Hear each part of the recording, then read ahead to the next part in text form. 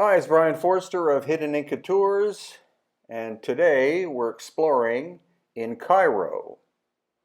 We're in the National Museum in Cairo, and previously you were not allowed to take photographs whatsoever, but as you can see, I'm actually filming in 4K video. So this is a series of slides showing you out-of-place artifacts or misidentified artifacts at the museum. These two boxes are outside. The one on the left is described as being older than the one on the right. But as you can see, the one on the left, the lid and the box were made of one piece of very hard granitic stone, whereas the one on the right is much cruder and is said to have been made later. Notice the relatively crude hieroglyphics on the surface. And then inside the museum, there's an unfinished box which has power tool saw marks.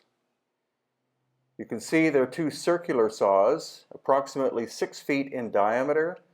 Something went wrong and the top broke off.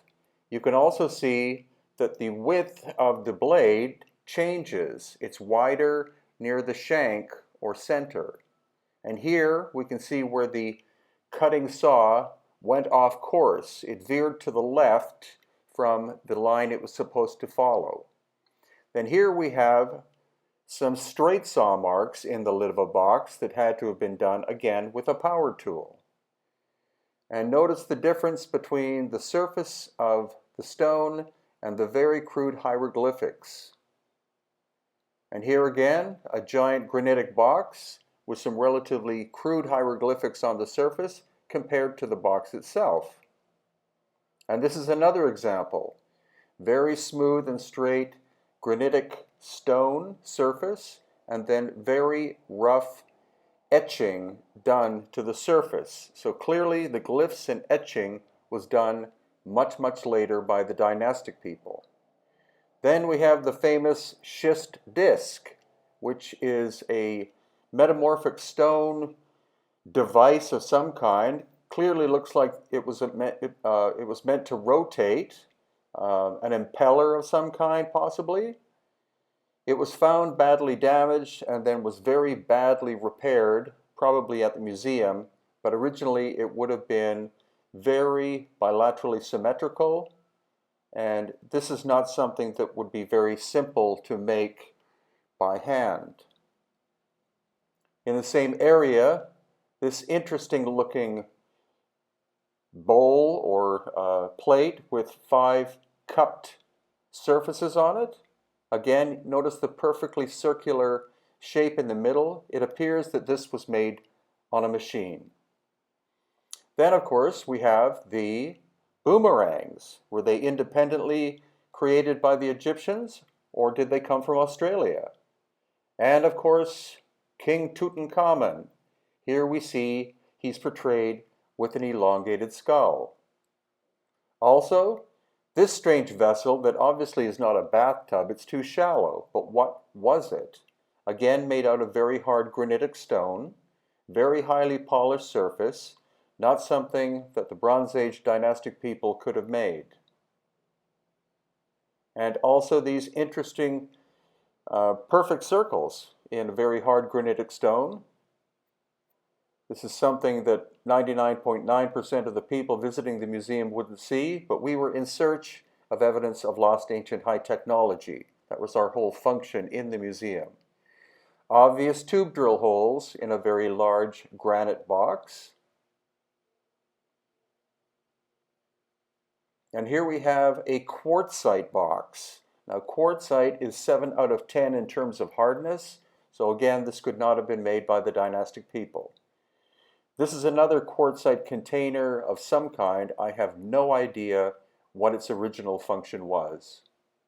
And this is called a pyramidon or pyramidion, supposedly the capstone of a pyramid, again made of very hard stone with rough glyphs. And what this device is or was, I have no idea. Again, it's made out of very hard quartzite.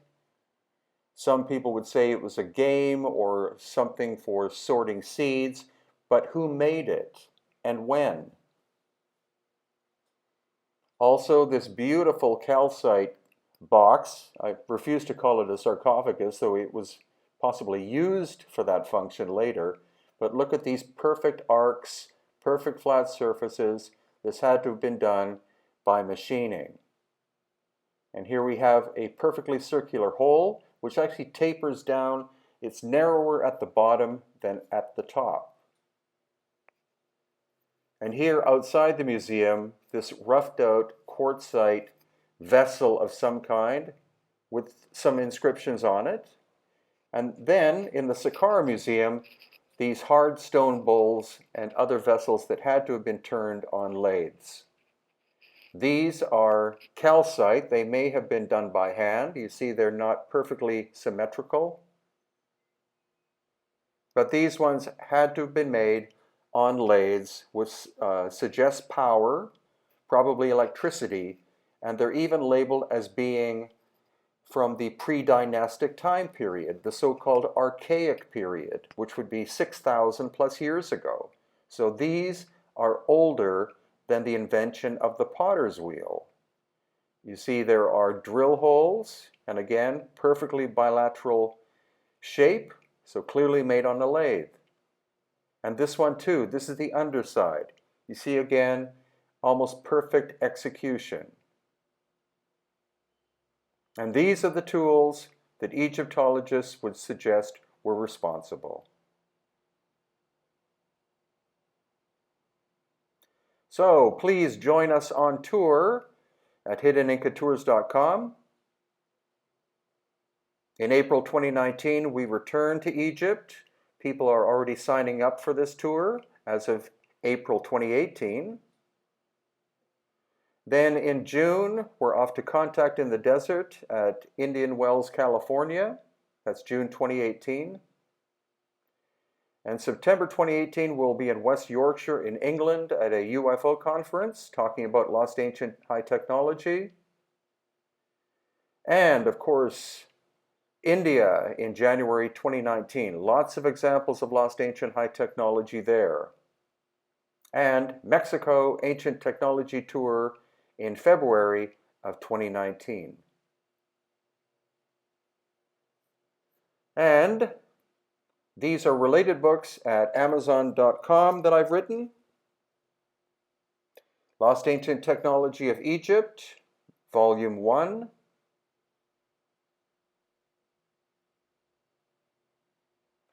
Akhenaten, the Heretic Pharaoh.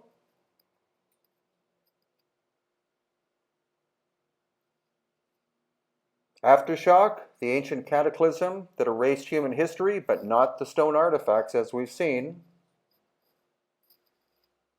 And Lost Ancient Technology of Egypt, Volume 2.